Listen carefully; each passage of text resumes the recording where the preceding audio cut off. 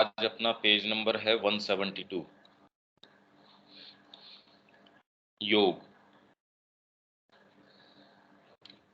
देखो, फंडामेंटली हम जनरली ये बात करते हैं योग क्या है। एक तरीके से ये डिफाइन कर रहे हैं इसको वंस फॉर ऑल। यदि हम वास्तव में समझ जाएं तो इसके विषय में योग शब्द है उसको लेके जो इतनी भ्रांतियां हैं या अलग अलग तरीके से इसको डिफाइन किया जाता है, यहाँ एक निर्णायक तरीके से श्री अरविंद बता रहे हैं भी योग क्या है। योग मानव मन का आधुनिक आविष्कार नहीं है कि अभी कोई ये नई पद्धति निकली है, रामदेव जी ने ये नई निकाली है या इसने ये नई निकाली है पद्धति, ऐसा कुछ नहीं है। अभी तो हमारी प्राचीन और प्रागैतिहासिक, मतलब इतिहास के अंदर भी बहुत सुदूर तक पीछे की संपदा है। वेद हमारा विद्यमान प्राचीनतम मानव दस्तावेज है और वेद एक दृष्टिकोण से योग के व्यावहारिक संकेतों का एक महान संकलन है। मतलब वेद को हम कैसे समझें? अभी विद्यमान हमारा प्राचीनतम मानव दस्तावेज है, डॉक्यूमेंट है। वेद मनुष्य जाति के पास, इसके लिए कोई हमारे पास है उसके पास ही इससे फर्क नहीं पड़ता, कोई उपलब्ध है, कोई भी चीज उपलब्ध है का मतलब मनुष्य जाति के पास वेद एक ऐसी चीज है जो प्राचीनतम मानव दस्तावेज है। और वास्तव में वेद क्या है, हम क्या कहें वेद के विषय में? एक दृष्टिकोण से हम ये नहीं कह सकते हमने डिफाइन कर दिया इसको, पर एक दृष्टिकोण से योग के व्यावहारिक संकेतों, प्रैक्टिकल आपको गाइडेंस है, उसका एक महान संकलन है, कंपाइल कर दिया आपने। इस तरीके से योग में आप चलते हो तो ये प्रैक्टिस के अंदर ये वाली चीज आएगी। आप योग अपनाते हो तो शुरू में ये वाली बात आएगी और हर जने के लिए अलग अलग आएगी। आप किस तरीके से शुरू करते हो? भी किसी ने कोई पुस्तक पढ़ी, पुस्तक के अंदर ऐसी कोई चीज उसको टच कर गई, वो वहां से उसके कोई कॉल आ गई और वो उस जगह से चल पड़ा। कोई एक व्यक्ति से मिलता है, उस व्यक्ति से मिलके अंदर तक इतना द्रवित होता है, वो इतना मूव्ड हो जाता है, उसके कारण वो चल पड़ता है। किसी के कोई जीवन में शौक आता है, कोई झटका ऐसा लगा, बेटा मर गया उसका, या कोई उसके नजदीकी दोस्त है उसने उसके साथ धोखा कर दिया, उसका किसी पे इतना गहरा विश्वास था उसने उसके साथ विश्वासघात कर दिया। जैसे राजा भर्तृहरि की हम सुनते हैं। अरे पर ये बातें तो सारों के साथ होती है। हम ये कहें कि उसने योग के अंदर पदार्पण किया, एंट्री करी क्योंकि उसने पुस्तक पढ़ी, ये एक बाहरी कारण हो सकता है, बहाना हो सकता है। बाकी और पता नहीं कितने लोगों ने वही पुस्तक पढ़ी होगी, वो नहीं उसमें एंटर करता। या कितने लोग हैं उन्हीं गुरु के पास आए, वो तो नहीं एंटर किए उस योग पद्धति के अंदर। तो व्यावहारिक संकेत जो हैं आपके, जो लोग इस मार्ग पे गए हैं उन लोगों का महान संकलन है। जो लोग भी प्रामाणिक हैं, जो इस मार्ग पे गए हैं, वेद इसके अंदर की भी ये चीजें होती हैं और लगभग सारों की रिपीट होती हैं। भाई इसीलिए हम समझ पाते हैं। जो भी व्यक्ति इस मार्ग पे चलता है, माँ की वाणी, श्री अरविंद की वाणी या गुरुओं की वाणी, हमारे जो शास्त्र हैं और हैं, उनकी वाणी कैसे हमको सहज क्यों लगती है? क्योंकि हमारे लिए प्रैक्टिकल है वो। आप कोई जगह देख के आए हैं, मैं यदि उसका वर्णन कर रहा हूं, आप कैसे रिलेट कर पाएंगे? तुरंत ही हाँ हाँ हाँ, जानते हैं ये बात। तो बिल्कुल ऐसा ही है। समस्त धर्म एक पुष्प है। धर्म क्या है? रिलीजन जिसको कहते हैं, जिसका मूल योग है, जिसका फंडामेंटल मूल जो है, मतलब उसकी रूट्स हैं, वो योग है। समस्त दर्शन मतलब फिलोसॉफी, काव्य मतलब आपका लिटरेचर, और प्रतिभाशाली कृतियां इसे सचेतन या अचेतन रूप से एक उपकरण के रूप में उपयोग करती हैं। मतलब जितने भी आपके दर्शन है, फिलोसॉफी, किस चीज की मीमांसा करोगे? विवेचन किस चीज का करोगे? तत्व तो कोई होना चाहिए जिसका विवेचन करेंगे। काव्य है कोई विचार, कोई आदर्श, कोई चीज, कोई तत्व, उसको सामने लाने की कोशिश करेगा। जो प्रतिभाशाली कृतियां हैं, कोई भी, जिसमें आपका कोई संगीत हो गया, काव्य हो गया, कोई तरीके का साहित्य हो गया, कुछ भी हैं, ये कृतियां जो हैं सचेतन या अचेतन रूप से एक एक उपकरण के रूप में उपयोग करती हैं। हम मानते हैं कि ईश्वर ने योग के द्वारा संसार का सृजन किया और योग द्वारा वह इसे फिर से अपने में खींच लेंगे। गीता कह रही है ये बात, योगः प्रभवाप्ययौ, योग ही वस्तुओं का जन्म और मरण है। जब श्री कृष्ण अर्जुन के समक्ष अपनी सृष्टि की महानता को प्रकट करते हैं और जिस पद्धति से उन्होंने तर्क सम्मत विपर्ययों के, मतलब ऑपोजिट्स के द्वारा अर्जुन को बताया कि सामंजस्य के द्वारा मैं ये वाली चीज हूं, ये वाली चीज भी हूं और इन दोनों में से कोई सी भी नहीं हूं, मैं क्षर हूं अक्षर हूं, इनसे परे पुरुषोत्तम भी हूं, मैं जड़ में हूं चेतन के अंदर हूं, इन दोनों में भी नहीं हूं और इन दोनों से परे भी हूं और इन दोनों में हूं भी। भाई आपकी बुद्धि नहीं तो कह देती है ये इसमें है तो इसमें कैसे हो सकता है, इसमें नहीं है तो इसमें कैसे हो सकता है, ये अगर इसमें समाहित है तो इसको इसके अंदर समाहित कैसे कर सकता है। तो ये सारे जो ऑपोजिट्स हैं, इनका सामंजस्य करके वो जिस पद्धति का निरूपण कर रहे हैं, इसे अपनी निज सत्ता में से, अपने आप में से निर्मित किया है।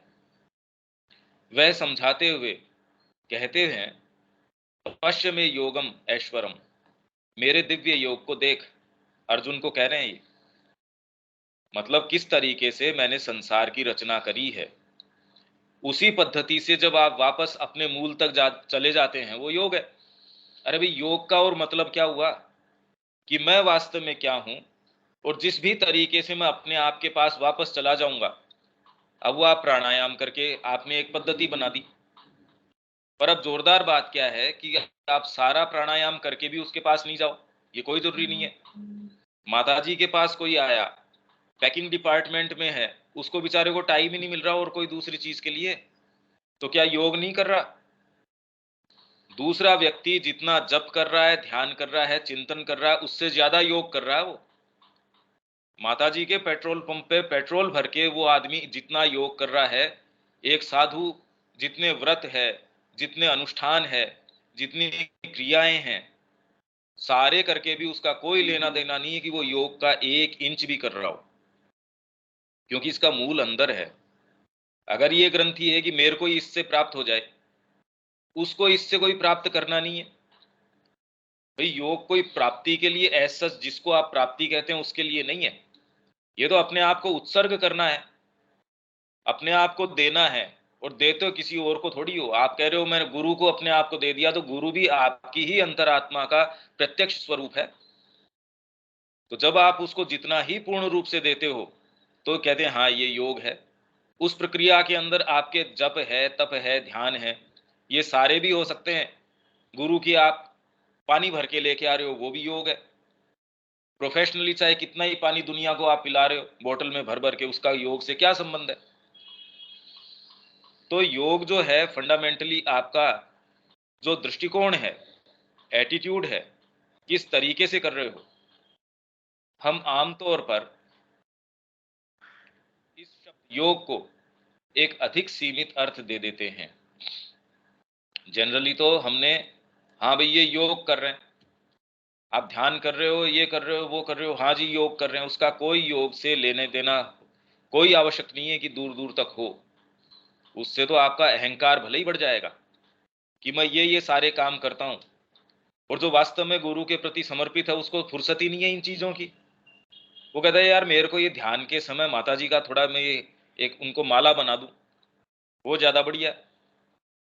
जब हम इसका उपयोग करते हैं या सुनते हैं, तो हम पतंजलि की प्रणाली की क्रियाओं, पतंजलि की जो प्रणालियां है ना, पहले तो हम अष्टांग योग मान बैठते हैं, जबकि जिस तरीके से इसका वर्णन किया गया है वो भी अपने आप में जो मूल रूप से अष्टांग योग या जो भी योग की पद्धतियां थी, उसको भी बाद के अंदर बड़ा एब्रिजमेंट कर दिया गया, छोटा कर दिया गया उसको।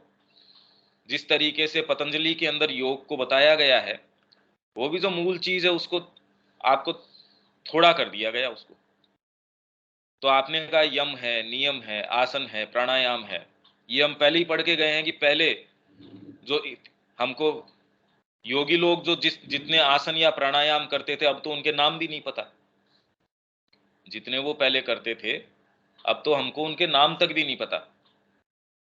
और ये भी हमने पढ़ा कि यदि आप इसके अंदर पारंगत भी हो जाते हैं, आपने हठ योग के द्वारा शरीर के ऊपर पूरी सिद्धि प्राप्त कर ली, तो आपके अंदर कई तरीके की सिद्धियां हैं वो आ जाती हैं।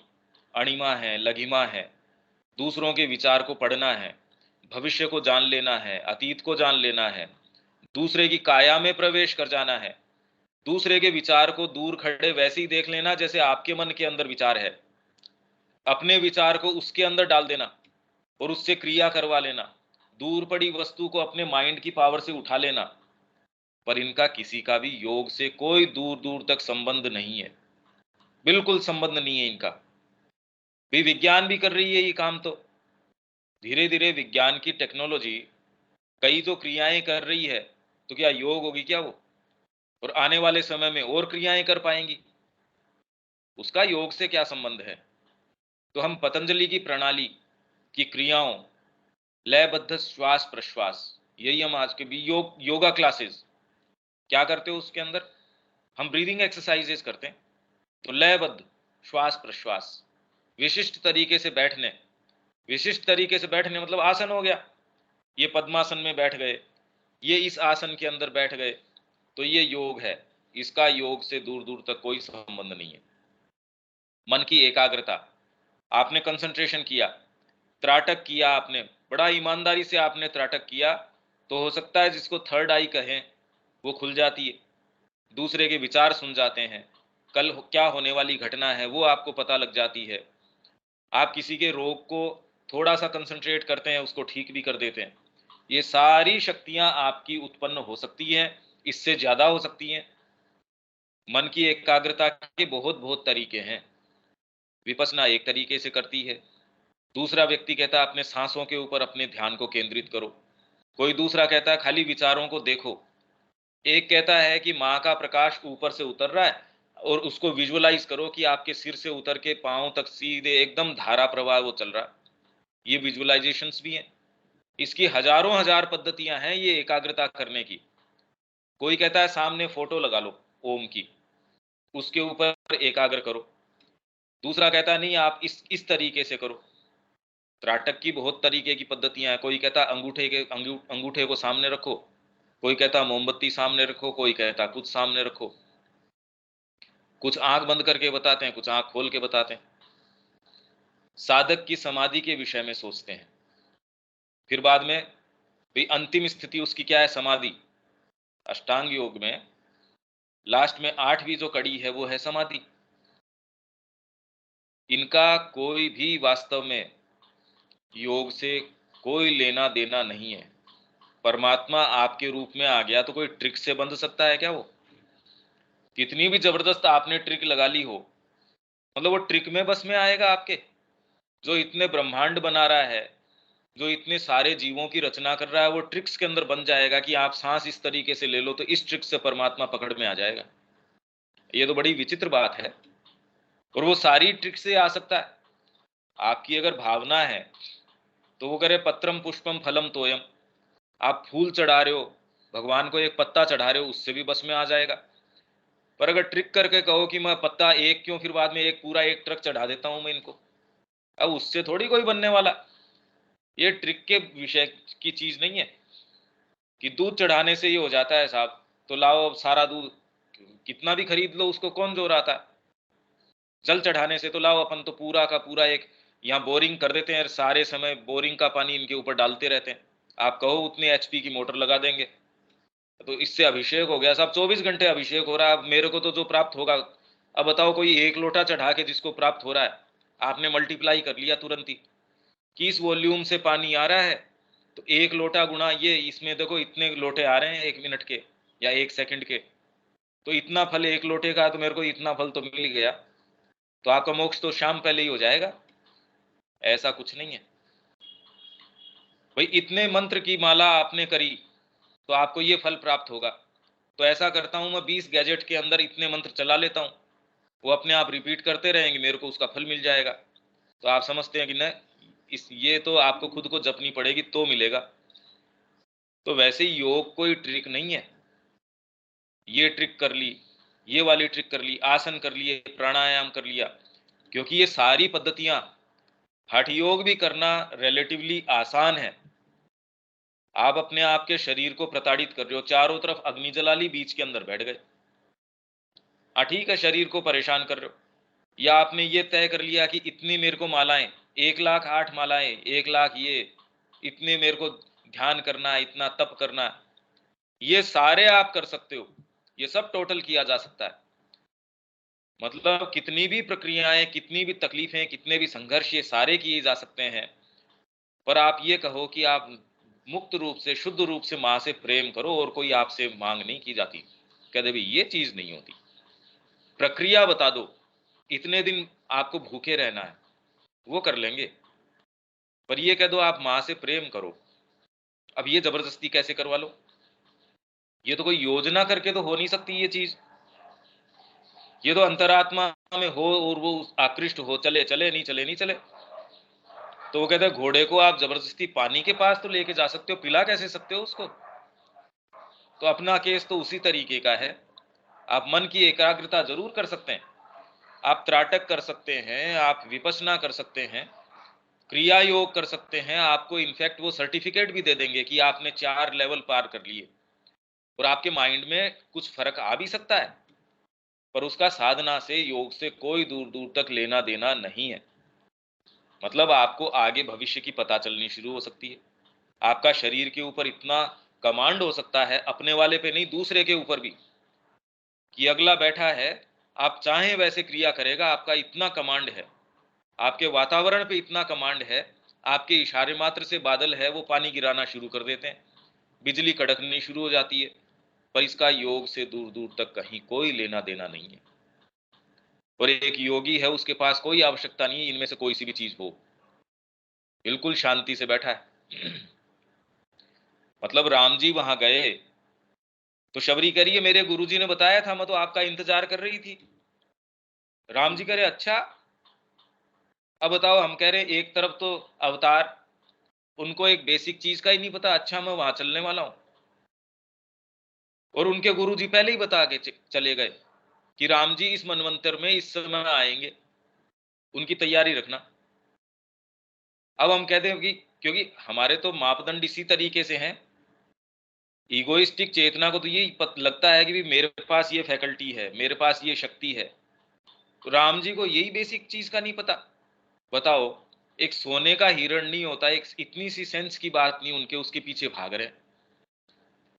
अगर सती जी को या पार्वती जी को, इनको ही मोह हो सकता है इस बात से, उनसे पूछा जी आप किसका चिंतन करते हैं, ध्यान किसका ध्यान करते हैं आप स्वयं परमात्मा, किसका चिंतन करते रहते हो? तो क्या मेरे इष्ट, मेरे जो आराध्य हैं भगवान श्री राम हैं, क्या दिखाओ एक बार। क्या चलो, जिनका चिंतन करते हैं।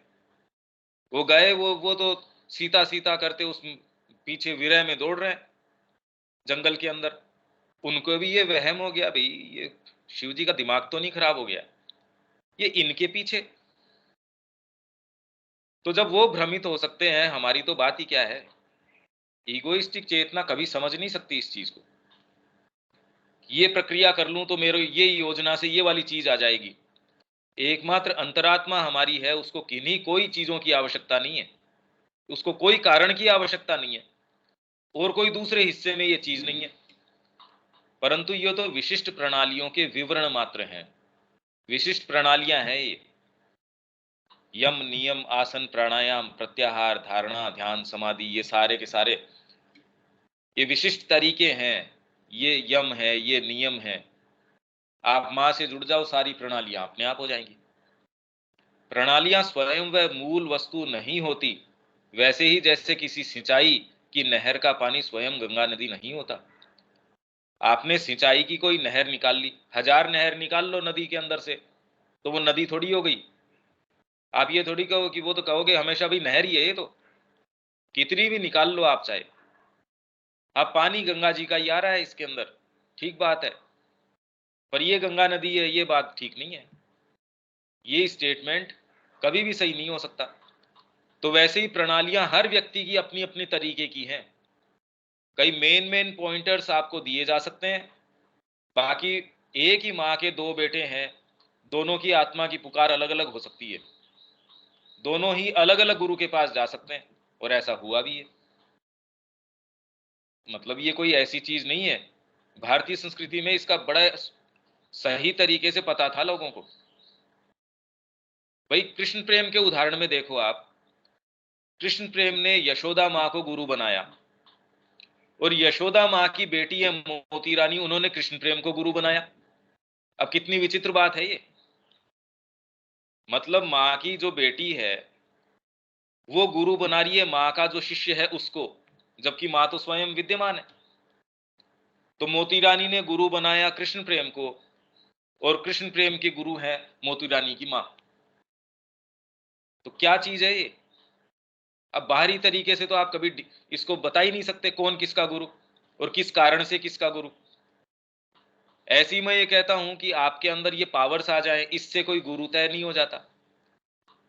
दिलीप कुमार रॉय के केस के अंदर आप देख लीजिए, इंदिरा देवी, मां श्री अरविंद मौजूद हैं, दिलीप कुमार रॉय श्री अरविंद के मां के शिष्य हैं। इंदिरा देवी आती है और वो कहती है मां आपको गुरु बनाऊंगी। वो कह रहे मेरे को गुरु कैसे बना सकती है, श्री अरविंद मौजूद हैं, मां मौजूद है, उनको बना गुरु। और तेरे को अपने ध्यान के अंदर श्री कृष्ण दिखते, उनके भजन तू सारे के सारे मीराबाई से तदात्म होके मीराबाई के भजन लिखती, इतनी इतनी ओकल्ट फैकल्टीज उनके पास, और क्या मेरे को ध्यान में आज तक छिपकली नजर नहीं आई। तो दूसरा कहते योग के मार्ग के ऊपर फिर तो इंदिरा देवी बहुत आगे, उनके पास तो अलौकिक शक्तियां हैं, ओकल्ट पावर्स हैं। ऐसा कुछ नहीं। और श्री अरविंद स्वयं मौजूद है तो भी श्री अरविंद ने कहा नहीं, हमारी परमिशन है तेरे को इस चीज की। ऐसे थोड़ी है कि कोई भी मैं मौजूद हूं तो मैं सब कोई गुरु अपना शिष्य बना लूंगा और सभी मेरे को गुरु बना लेंगे, ऐसे थोड़ी होता है। ये चीज तय कहीं और से होती है। योग श्वास प्रश्वास के बारे में तनिक भी विचार किए बिना माताजी ने कभी थोड़ी कहा है आश्रम में कि श्वास प्रश्वास प्राणायाम करो, आप ये वाली पद्धतियां करो। आश्रम में कभी माँ का पूरा लिटरेचर आप पढ़ लो, कहीं भी इस तरीके की बात ही नहीं है कि आप इस तरीके से पर्टिकुलर बैठो, इस केंद्र के ऊपर ध्यान केंद्रित करो, ये त्राटक करो, ये करो, कब कुछ नहीं। वो तो कह रही है मेरे प्रति हमेशा खुले रहो, बस एक राइट एटीट्यूड बनाए रखो। पर ये बहुत बड़ी बात है, हमेशा मेरे प्रति खुले रहो, खुले रह सकते ही नहीं ना। तो माँ की जो शर्त है, श्री अरविंद की शर्त है, वो तो आज तक किन्हीं भी योगों के अंदर बताई गई है, वैसे तो उनसे ज्यादा भारी है। एक्सक्लूसिव, हमेशा ही और कोई दूसरी चीज के प्रति मत ओपन हो, मेरे प्रति ओपन रहो, किसी भी तरीके से प्रसन्न रहो, शांत रहो, और हमेशा अपना काम जितना अच्छा कर सको करो, और मेरे प्रति खुले रहो। अब दूसरा कहता है यार इसमें जोर क्या आता है, करके देखो। आपको प्रक्रिया करना आसान है, 3 घंटे आपको ध्यान करना, माला जपना, ये आसान है।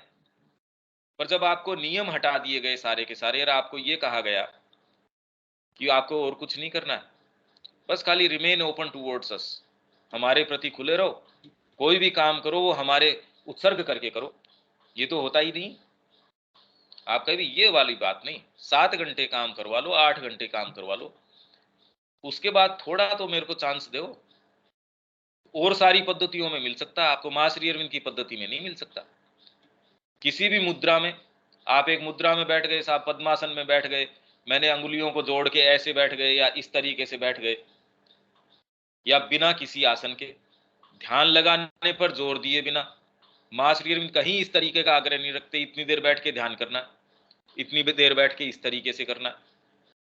इनफैक्ट आश्रम में एक व्यक्ति थे जिनकी बड़ी गहरी समाधि, गहरी ध्यान की अवस्था, मतलब ऐसी अवस्था उनकी, तो माँ ने पहले तो उनको आगाह किया कि भी देखिए ये ठीक बात नहीं है, उसके वो समझ नहीं आई। फिर बाद में उसको ये कहा भी आपको यहां से आश्रम से जाना पड़ेगा, हम आपको नहीं रख सकते, और गुरु दक्षिणा यही है कि बाहर जाके कभी हमारा नाम मत लेना कि हम तुम्हारे गुरु हैं, और कोई सामान्य व्यक्ति नहीं, नियाग्रा फॉल्स का नाम एक बार उनके नाम से करने की हो गई, इतनी पावर उस आदमी के अंदर कि नियाग्रा फॉल्स का नाम इनके नाम से कर देते हैं। अब बताओ, 50,000 लोगों की भीड़ है उसमें, वो आदमी कहता मैं एक शब्द नहीं बोलूंगा, और सारों को बिल्कुल एक शब्द कोई दूसरे नहीं बोलेंगे, एकदम ध्यान के अंदर चले जाएंगे, ये पावर उसके अंदर। माँ ने कहा ना, हमारे योग से इसका कोई संबंध नहीं है। हाँ, बाहरी जगत के अंदर तू बहुत चमत्कार कर सकता है, तेरे बहुत फॉलोवर्स हो जाएंगे, सारी चीज हो जाएगी, इसका योग से कोई दूर दूर तक लेना देना नहीं है। अब जब इसका ही योग से लेना देना नहीं है, तो अब बताओ, हम तो छोटी छोटी चीजों से ही कितना प्रभावित रहते हैं। हमारे सामने ऐसे उदाहरण हैं जिनको माँ ये कह रही है कि हमारे प्रति हमारी गुरु दक्षिणा यही है कि हमारा नाम मत लेना, कि तुम हमसे एसोसिएटेड हो, बस। बाकी तुम जो चाहो अपना जगत के अंदर जितनी दुकानदारी करनी है वो करो। तो कुल मिला के ये जितनी पद्धतियां हैं और हैं, ये सब दुकानदारी है, ये सब शॉपिंग है एक तरीके से। एक जना एक तरीके से कर रहा है, दूसरा कह रहा है मेरे को ये सिद्धि प्राप्त हो गई, अब वो उसको एनकैश कर रहा है, अकेले बैठे कह रहे वाह देखो। सामान्य लोगों को, सामान्य मनुष्य जाति को कीड़े मकोड़े समझता है, अरे यार तुमसे क्या, तुम तो उसके अब ये अपना भाव उसमें उसमें पोषित हो रहा है कि मेरे बराबर कौन। तो उसको आपसे एक बेटर चीज मिली है और निश्चित मिली है, इसमें बात भी क्या है। लोग जो है एक छोटी कार जो है उसमें ये सुख ले सकते हैं कि अरे तेरे पास ये वाली, मेरे पास तो ये ब्रांड की है, और मेरे पास तो इतनी है, तो उसमें सुख ले सकते हैं। तो इससे तो मच ग्रेटर पावर है ये। किसी के अंदर संगीत की एक अगर क्षमता है, किसी के अंदर कला की क्षमता है, इसकी बजाय किसी के अंदर राजनीतिक क्षमता है, किसी के अंदर मैनेजमेंट की क्षमता है, तो ही सामान्य व्यक्ति को किस दृष्टिकोण से देखता है वो, यार तेरे को अकल ही नहीं है। तो इसके अंदर अगर ये पावर आ जाए तो, और उसके ये भाव अपनाना, इसमें कौन सी बड़ी बात है। नए अपनाए तो एक आश्चर्य की बात है, इसका मतलब वास्तव में उसमें कोई चीज है। पूर्ण जागृत अवस्था में चलते हुए, काम करते हुए, खाते पीते, दूसरों से बातें करते हुए, किसी भी कार्य व्यवहार में, नींद में, स्वप्न में, अचेतना, अर्ध चेतना, दोहरी चेतना की स्थिति में किया जा सकता है। ये नहीं कि काम करते टाइम तो मेरा योग नहीं होता, तो फिर क्या साधना कर रहे हो। फिर तो यदि यही स्थिति होती फिर तो साधना एक असंभव चीज है, फिर तो कर्म से दूर भाग जाना। जो गीता उससे, भाई अर्जुन तो शुरू में ही भागने की कह रहा था, पहले ही अध्याय के अंदर वो तो शुरुआत ही इससे करता है कि जी मेरे को राज्य से, इनसे भोगों से कोई लेना देना नहीं है, वो तो पहले ही भाग जाता। तो कृष्ण उसको क्या कर रहे हैं, मतलब उसको प्रपंच में डाल रहे हैं ना। प्रपंच में तो पहले था, जो ये मान रहा था कि मेरे सोचे, मैं ये चाहता हूं, मेरे को ये मिलना चाहिए, इसलिए मेरे को कर्म करना है, ये बेवकूफी है।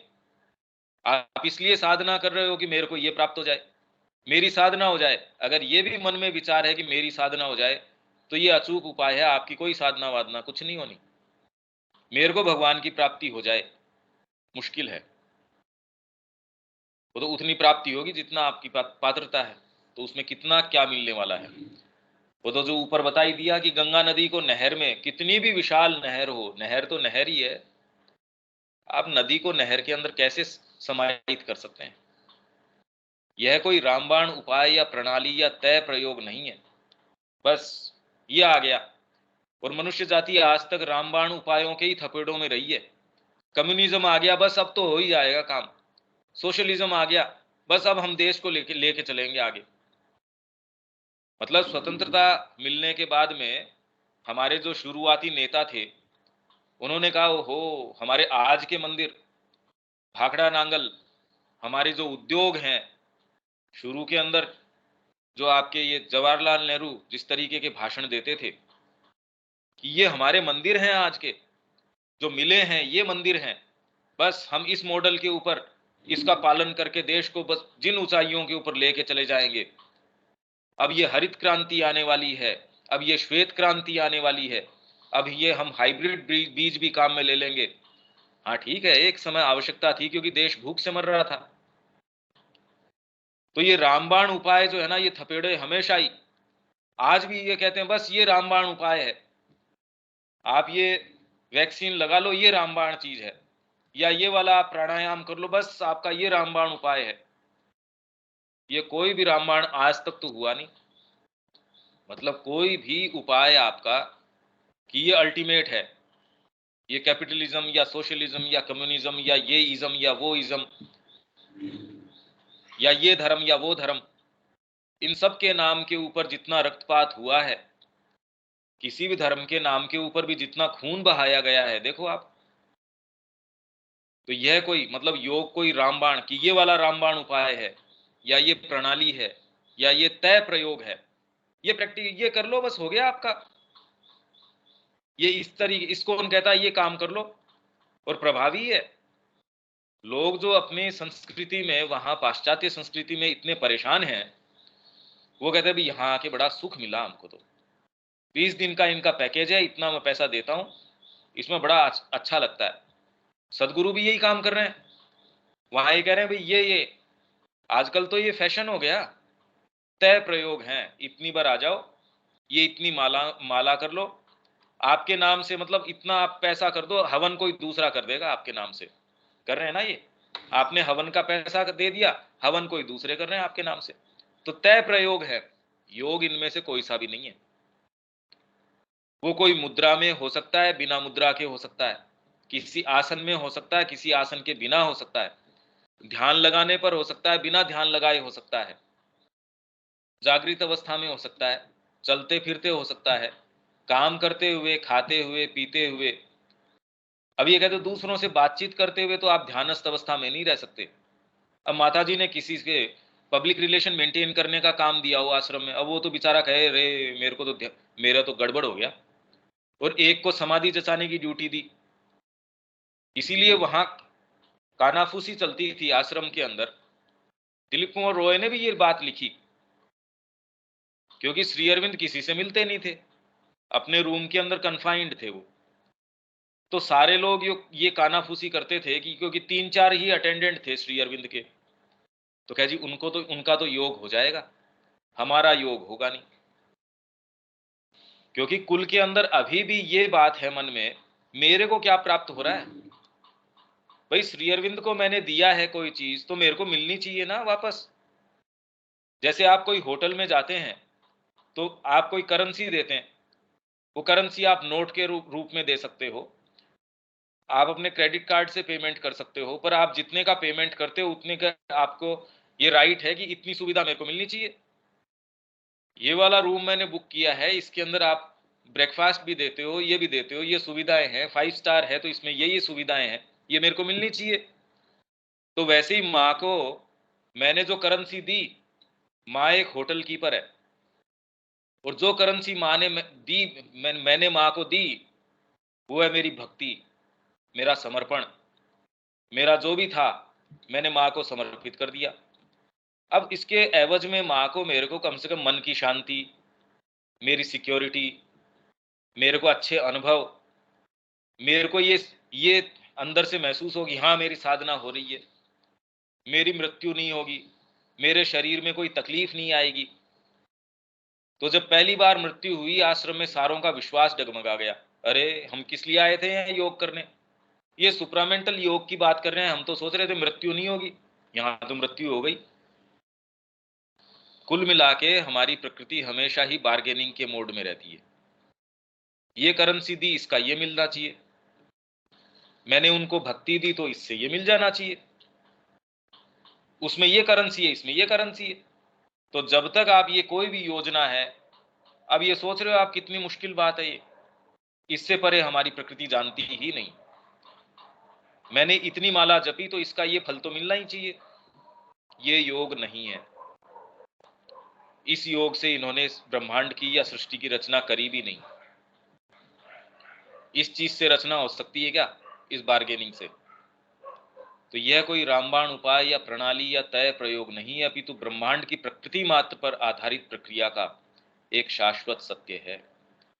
ब्रह्मांड की प्रकृति यही है कि आदान प्रदान। आप अगर ये आदान प्रदान नहीं करेंगे, आपके शरीर में चल रहा है, आपके शरीर में हर भाग जो है अपनी क्रिया वो लेता है, वापस देता है। आप ऑक्सीजन ले रहे हैं, उसकी एनर्जी बना रहे हैं, सारे भाग सारों को आदान और प्रदान दोनों चल रहा है, आपका व्यक्तिगत अपने खुद की एक एक सेल के अंदर आदान प्रदान चल रहा है, और जो सेल कहते हैं हम आदान प्रदान नहीं करेंगे उनको आप कैंसर घोषित कर देते हो भी। और कैंसर का मतलब क्या है? वो सेल कहता नहीं मेरे को सारी एनर्जी मैं ही खाऊंगा, मैं कोई आदान प्रदान नहीं करूंगा, तो फिर बाद में आपके जो व्यवस्था है शरीर की उसमें दिक्कत आई जाती है। तो ब्रह्मांड की रचना इसी आदान प्रदान, इसको यज्ञ बोलते हैं, जो वेद के अंदर यज्ञ का विधान है। भाई आप जो उत्सर्ग करते हैं मां के प्रति वो सहज है, आपकी आत्मा का आदान प्रदान है, वो उनको उत्सर्ग करती है, बदले में भगवान उसको अपने आप को देते हैं। ये एक सहज प्रक्रिया है, उससे उसको मिल जाएगा ये वाली बात नहीं है। तो ये तो प्रकृति मार्ग मात्र पर आधारित प्रक्रिया प्रक्रिया का एक शाश्वत सत्य है, इटर्नल ट्रूथ है ये। आप चाहें न चाहें योग तो होगा ही, पर सचेतन रूप से करेंगे आपको उसमें आनंद आएगा। नहीं तो संपूर्ण प्रकृति योग कर रही है। जब मनुष्य नहीं था तो भी प्रकृति ने सारी चीजों से, जड़ पदार्थ से लेके पहले छोटे छोटे जीव लेके आई, फिर बाद में पेड़ है, पौधे है, बड़े जीव है, फिर बाद में मानसिक चेतना लेके आई, प्रकृति लेके आई है। जब मनुष्य नहीं था तो मनुष्य के बलबूते पे मनुष्य थोड़ी आया है। भाई आज आप बात करने के लिए बैठे हो, पर जहां से शुरू किया वो तो अपने बलबूते पे नहीं आया ना। तो इसका मतलब एक प्रक्रिया तो चल रही है, ये शाश्वत सत्य है। और यदि आप उससे तदात्म हो जाते हैं तो आप योग कर पाते हैं, वो जिस भी पद्धति से हो, ये योग है। फिर भी व्यवहार में यह नाम योग, प्रैक्टिस में जब हम देते हैं योग, ये क्रिया योग है, ये वाला ये पुरुषोत्तम योग है, ये वाला अक्षर योग है, ये सांख्य शास्त्र का योग है, ये इसका योग है, ये उसका योग है, ये कपिल मुनि का है। इस सामान्य प्रक्रिया के विशिष्ट और निश्चित उद्देश्यों के लिए कुछ अनुप्रयोगों तक सीमित किया जा सकता है।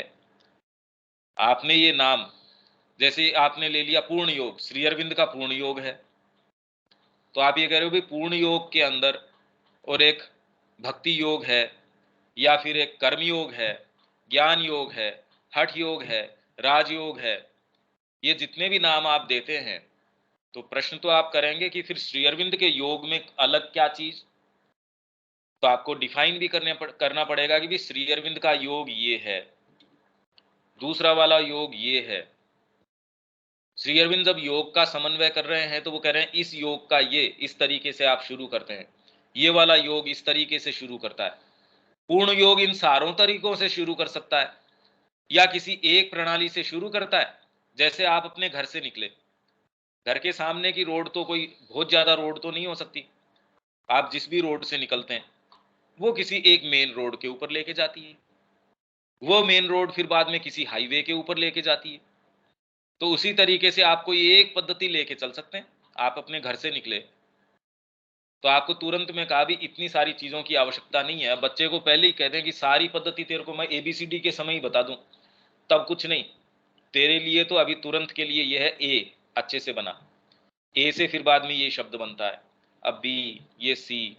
जब वो पूरी ये सीख लेता है, सारी भाषाएं धीरे धीरे, पहले ये फिर ये फिर ये, फिर उसको विशाल जो है जो चीजें बताई, साहित्य बताया जाता है।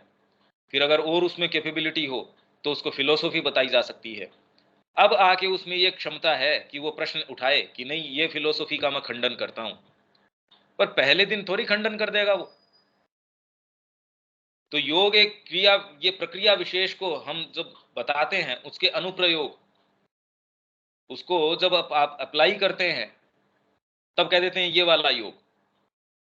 सारे ही उपयोग में आ सकते हैं, ये नहीं कि पूर्ण योग के अंदर श्री अरविंद के योग में ध्यान को निषेध किया गया ना, चिंतन को निषेध किया गया नहीं। समय समय पे लोगों को वो ये भी कहते हैं कि अभी कर्म में इतना नहीं, थोड़ा ध्यान किया करो।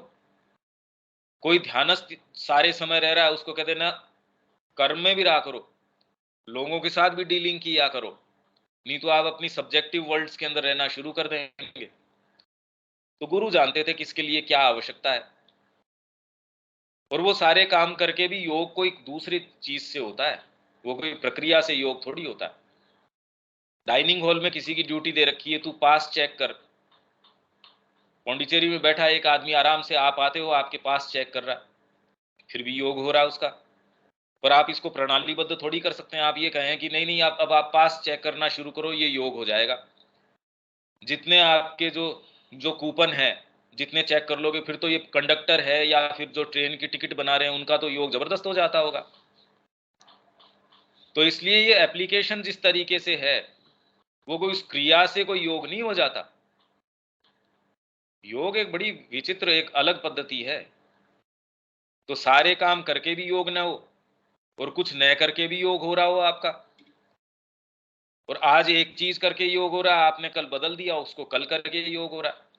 इनफैक्ट वास्तव में जो योग कर रहा है, उसको इसके बारे में कोई प्रपंच है ही नहीं, मैं योग कर रहा हूं या नहीं कर रहा हूं, उसको इस विषय में चिंता है ही नहीं।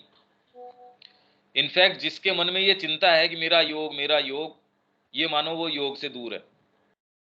और जिसके बिल्कुल भी ये नहीं है, और जो पूर्ण रूप से वो, उसके खाली चिंता ही ये है कि कितना ऑफर करते हैं। कृष्ण प्रेम गए माँ के पास मिलने के लिए, तो माँ के पास जब वो गए, तो माँ तो थ्रू एंड थ्रू देख सकती थी कि भी क्या है, क्या व्यक्ति है, क्या नहीं है। तो माँ ने उनसे, जब उन्होंने प्रणाम किया, तो माँ ने उनसे पूछा कि बता क्या चाहिए तेरे को। तो उन्होंने कहा कि मैं अपने गुरु को और पूर्ण रूप से समर्पित कर सकूं। तो माँ ने कहा but you have already done it, तू तो पहले ही पूर्ण रूप से समर्पित है अपने गुरु के प्रति। माँ कोई उसको कोई ये तो है नहीं कि खाली प्रोत्साहित कर रही थी, या कि मेरे को तो कोई भी आता उसको अच्छा ही कहना चाहिए ना, माँ की तो ऐसा कोई भाव था नहीं। माँ तो देख पाती थी कि हाँ क्या बात है, सत्य क्या है। माँ की वाणी तो सत्य की वाणी है। तो उन्होंने कहा but you have already done it, यहां तक तो ठीक है। तो कृष्ण प्रेम का बाद में क्या उसके रेस्पॉन्स है उस बात के लिए, माँ को फिर धीरे से वो कहते हैं, माँ नॉट इनफ, अभी इनफ समर्पण नहीं कर पाया हूं मैं। जब आप इस भाव में होते हो, तब आपकी उड़ान बनती है। मेरे को क्या मिल जाए, पर अब ये स्ट्रेटेजी आप बना लो कि मेरी उड़ान तब बनेगी जब माँ को मैं पूर्ण रूप से दे दूंगा। कर लो कैसे ये, अरे भाई समस्या तो यही है ना। स्ट्रेटेजी से प्रेम नहीं हो सकता। स्ट्रेटेजी से प्रक्रियाएं कर सकते हो, बारी चीजें कर सकते हो, माला जप सकते हो, ध्यान कर सकते हो, चिंतन कर सकते हो, तकलीफ उठा सकते हो, पैसा दे सकते हो, आपकी सारी चीज है वो चैरिटी में बांट सकते हो, जो जो आपके हाथ में है वो सारा कर सकते हो। प्रेम कैसे कर सकते हो, जबरदस्ती कैसे कर लो प्रेम के साथ, वो जब तक हो नहीं। तो वो कह रहे हैं 2.5 अक्षर प्रेम के, जब तक ये नहीं आ रहा तब तक हो नहीं। तो फंडामेंटली इस चीज के ऊपर है आधारित। पर अब ये कह के भी प्रेम, तो ये कह के हमने बात का अंत कर दिया, ये भी नहीं है। हम चर्चा फिर भी करते हैं, हाँ ये कर्मयोग है, और कर्मयोग इस तरीके से लेके चलता है। कर्मयोग के मार्ग से चलेंगे, हालांकि धीरे धीरे सारे ही राजमार्ग पे, हाईवे पे जाके मिल जाते हैं। आप कहीं अपनी गली के अंदर से निकले, दिल्ली के अंदर भी अलग अलग लोकेलिटी के अंदर लोग रह रहे हैं, जाना है सबको, मान लो कि कहीं पौंडीचेरी जाना है, पर कोई कह रहा है मैं यहाँ ईस्ट साइड के अंदर रहता हूँ, हाँ तो आप एक काम करो, इस रोड पे आ जाना, यहाँ के मिल जाएंगे। तो सारे के सारे ही, कोई कर्मयोग से शुरू करता है, कोई ज्ञान योग से शुरू करता है। वो तो आपका जिस तरीके का फ्रेमवर्क है, कॉन्स्टिट्यूशन आपका जिस तरीके का है, आपकी जैसी मानसिकता है, जिस परिवार से, जिस परिवेश से, जिस शिक्षा से, जिस संस्कृति से, जिस जाति से, जिनसे आप आए हो, आपका जिस तरीके का साइकोलॉजिकल ढांचा है, उस तरीके से आप, जो आपके लिए सहज आपको लगता है। भाई भगवान के लिए काम करना सहज लगता है, भाई बैठ के मेरे से देखो ये माला वाला का काम तो होगा नहीं, मेरे से ये कह दो मैं आपके लिए, हाँ भैया तू ठीक है ये वाला काम कर ले। मेरे से देखो व्यापार नहीं होता, हाँ मेरे को आप सीमा के ऊपर भेज दो, गोली चलवाएंगे, हाँ ठीक है ये कर लेंगे। तो आप जबरदस्ती थोड़ी करोगे, भाई सारी चीज जब उपलब्ध, हाँ तेरे को जो सूट करता है वो कर ले। तो भगवान कहता है हाँ ठीक, तेरे लिए जो, और उस मार्ग से धीरे धीरे धीरे धीरे फिर आप जितना आगे बढ़ते हैं, आप राजमार्ग की ओर बढ़ते जाते हैं। वो समन्वय श्री अरविंद करते हैं। योग मूलतः है इस तथ्य पर स्थित है कि इस जगत में हम सर्वत्र एक हैं, सॉलिडैरिटी। शरीर एक है, सारी कोशिकाएं उसके अंदर उस एक शरीर के लिए काम कर रही हैं, हम एक हैं। तो भी विभाजित है, सबके अपने अपने काम है। पर पेट ये कह दे नहीं, मैं पाचन करके ये अपना आगे नहीं दूंगा, हाथ ये कह दे नहीं मैं ये काम नहीं करूंगा, आपका शरीर ही नहीं चलेगा। तो उसी तरीके से या यदि आप अपने तरीके से कि मेरे को योग से मिल जाए, कहने का मतलब मेरे को ये प्राप्ति हो जाए, तो कितना क्या कर लोगे आप। हमारे सभी प्रकार के सहचर प्राणियों के साथ एक हैं, पर तो भी विभाजित हैं। उस अनंत सत्ता जिसे हम भगवान, प्रकृति या ब्रह्म कहते हैं, के साथ एक हैं, पर तो भी विभाजित हैं। इस तथ्य पे स्थित है। अरे भी विभाजित हैं इसलिए, और मूल रूप से हम वही हैं। हमारी आत्मा मतलब अंतरात्मा उसी का अंग है, इसलिए योग करके हम दोबारा वो बन सकते हैं। आप स्वयं वही हो तो योग कौन करे, किसके लिए करे। हम वो हैं, हम विभाजित हो गए। अनंत सत्ता है और हम उससे विभाजित हो गए, इसलिए हम अनंत बन सकते हैं। भागवत सत्ता है, उससे हम अलग हो गए, विभाजित अंग है, इसलिए हम फिर वो बन सकते हैं। सहचर प्राणियों के साथ हम एक हैं, विभाजित हो गए, इसलिए हमारे अंदर यूनिवर्सल कॉन्शियसनेस आ सकती है। तो ये तीनों ही चीज हो गई। आप इंडिविजुअल, कॉस्मिक और ट्रांसेंडेंट, तीनों ही चीजें आप प्राप्त कर सकते हैं। आप इंडिविजुअल सत्ता के अंदर अगर प्राप्त करेंगे, साइकिक रियलाइजेशन हो गया। आप अगर कॉस्मिक की बात करते हो तो यूनिवर्सल कॉन्शियसनेस का साक्षात्कार है, वो हो गया, और परात्पर की सत्ता का साक्षात्कार हो गया। तो अलग अलग तरीके हैं देखो इसके। योग सामान्य तौर पर वह शक्ति है जो किसी एक शरीर में अंतर्निहित आत्मा में होती है, जिसके द्वारा वह अन्य आत्मा के साथ प्रभावी संबंध स्थापित करती है, जिसके द्वारा अपने स्वयं के उन भागों के साथ संबंध स्थापित करती है जो जागृत चेतना के पीछे हैं, प्रकृति की शक्तियों और प्रकृति में विद्यमान वस्तुओं के साथ संबंध स्थापित करती है। योग ये काम करता है। योग क्या करता है, आपकी सतही प्रकृति और आपकी अंतर्निहित आत्मा एक शरीर में अंतर्निहित आत्मा में होती है, एक शक्ति है। अब ये डिफाइन क्या कर रहे हैं, योग सामान्य तौर पर वह शक्ति है जो किसी एक शरीर में अंतर्निहित आत्मा में होती है। आपके अंदर अंतर्निहित जो आत्मा है उसमें ये शक्ति है, आपके शरीर में, मन में, प्राण में नहीं। आपकी जो अंतरात्मा है उसमें ये शक्ति निहित है। उस शक्ति के द्वारा वो क्या करता है, अन्य आत्मा के साथ प्रभावी संबंध स्थापित करती है।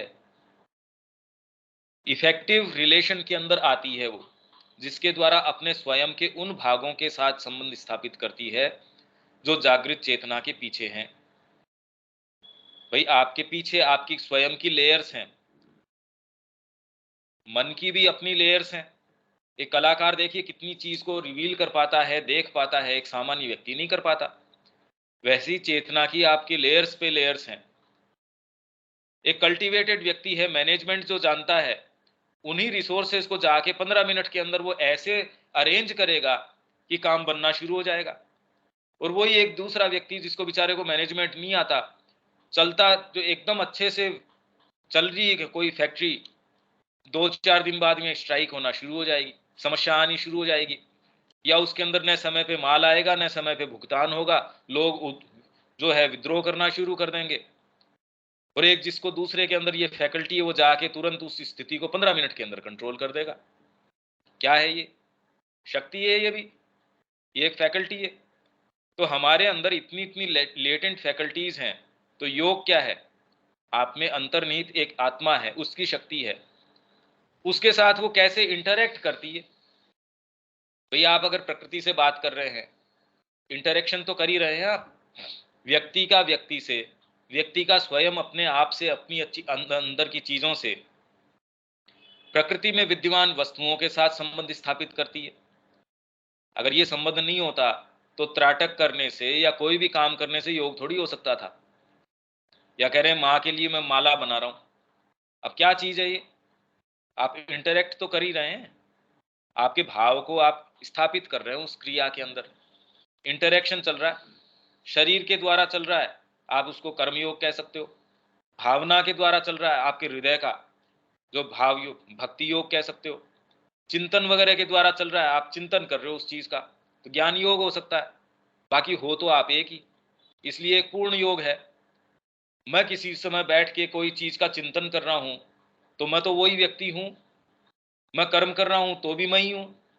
मेरे को भावना आ रही है, मैं भजन गा रहा हूं तो भी मैं ही हूं। तो पूर्ण योग तो सारों को लेके चलता है, इनमें कोई विभेद थोड़ी है।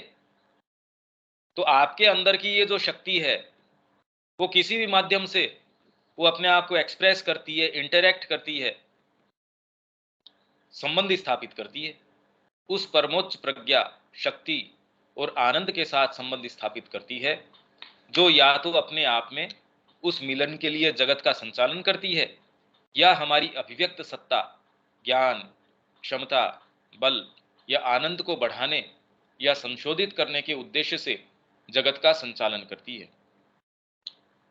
अब ये बात, इसका अर्थ क्या हुआ?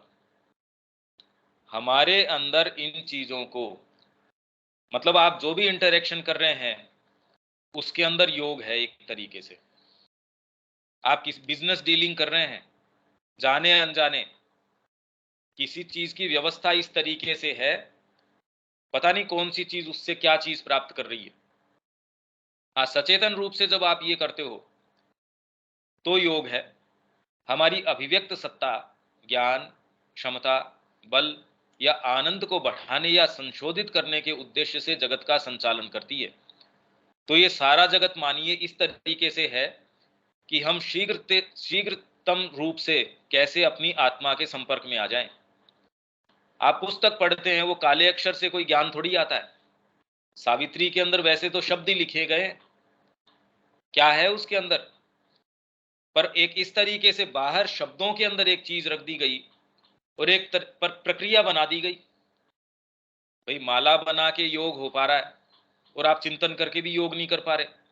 पेट्रोल भर के भी योग हो रहा है और जो बड़े बड़े आप दान कर रहे हो तब कर रहे हो उससे भी योग ना हो। तो इस तरीके की प्रक्रिया है। आप जब लर्निंग करते हो, ABCD सीखी, भाषा सीखी, उसके माध्यम से चिंतन सीखा, और आप कह रहे हो ज्ञान आपके अंदर है, कोई बाहर से थोड़ी आ रहा है। आप कोई साहित्य में उतना ही समझ पाते हो, कोई सामने मूर्ति पड़ी है, एक कलाकार को तो उसके अंदर भगवान के दर्शन हो गए, या किसी योगी को उसके अंदर जो है प्रेजेंस के नजर आ गई, और दूसरा कहता है भाई पता नहीं क्या है इसके अंदर। आंखें तो उसके भी वही, और हो सकता है जिस योगी की आंखें कमजोर हो गई हो और फिर भी उसको उसमें भगवत्ता नजर आ सकती है। कौन सी चीज है भैया? तो ये सारी व्यवस्था, सारा व्यापार, ये जितना भी चल रहा है ये विश्व, मानिए ये इसी चीज के लिए है कि कैसे भी आप कल्टीवेशन से, इससे उससे, किसी भी प्रक्रिया से आप उसके संपर्क में आए, ये योग है किसी भी तरीके से। हाँ, उसकी सर्टेन प्रणालियां बता दी गई। जैसे इंग्लिश सीखना, आप कहें कि किसी भी तरीके से सीख लो, फिर भी आप कहते नहीं नहीं, क्लास 1 में ये एक करिकुलम आपको दिया है, क्लास 2 का ये है, क्लास 3 का ये है, फिर एक सर्टेन एक आधार तैयार होने के बाद फिर आप कहते नहीं नहीं, अब कोई जरूरी नहीं है मेरे को ये कि ये वाला पाठ्यक्रम मैं अपनाऊं, अब मैं इसको ये वाली चीज पढ़ा सकता हूँ, ये वाली चीज कर सकता हूँ इसके साथ। तो ऐसे योग आपको, एक ही गुरु आपको अलग अलग शिष्यों के साथ अलग अलग व्यवहार करता है, उसके लिए जो सहज है उस तरीके से उसको लेके चलता है।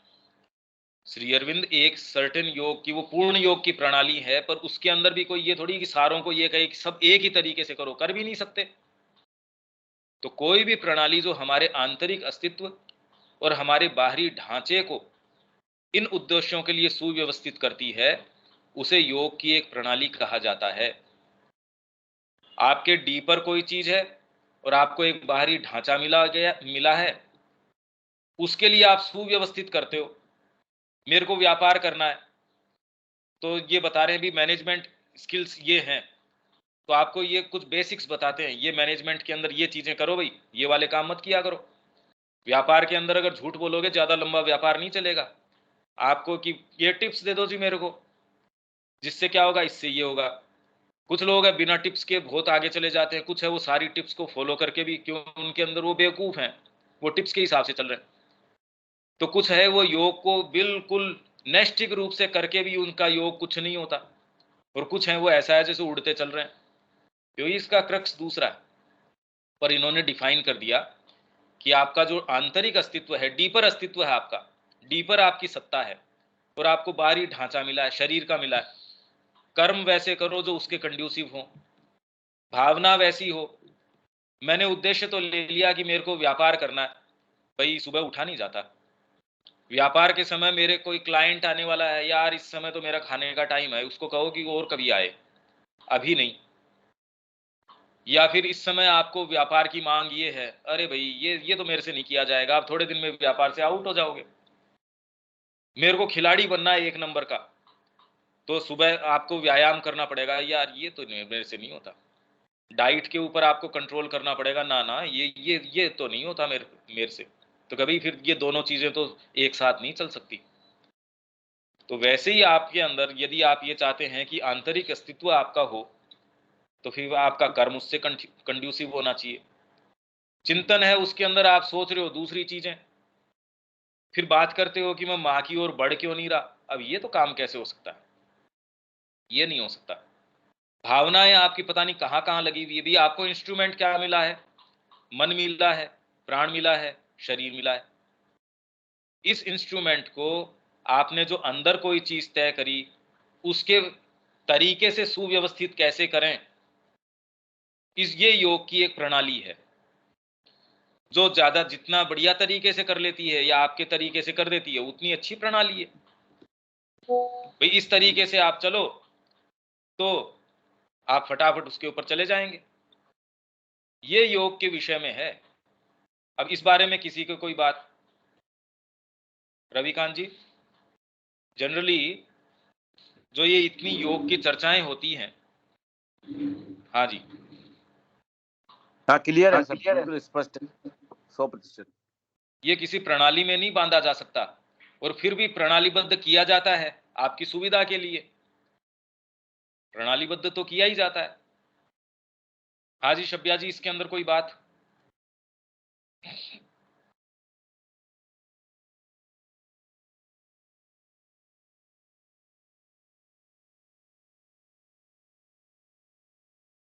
नहीं वैसा।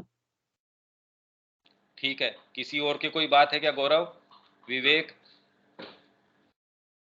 नहीं तो कल हम आगे पढ़ते हैं। अब आगे जो कल आने वाला विषय है अपना, वो तो और भयंकर है। मतलब हमको इसका सेंस नहीं है बिल्कुल भी। हम में से बैठा है यहाँ, उसको अभी तक इसका कोई दूर दूर तक आइडिया भी नहीं है कि जो काव्य है, पोएट्री है, उसके स्रोत, मतलब वो उसके सोर्सेज क्या हैं, तो हम में से कौन सा पोएट है। हाँ, पर इससे ये पता चलेगा कि हमारे अंदर ये लेटेंट फैकल्टीज हैं, ये एक है, तो हम उसको बेटर अप्रिसिएट कर पाएंगे। ठीक है, आज हम यहीं विराम लेते हैं, कल फिर मिलते हैं। जय श्री माँ।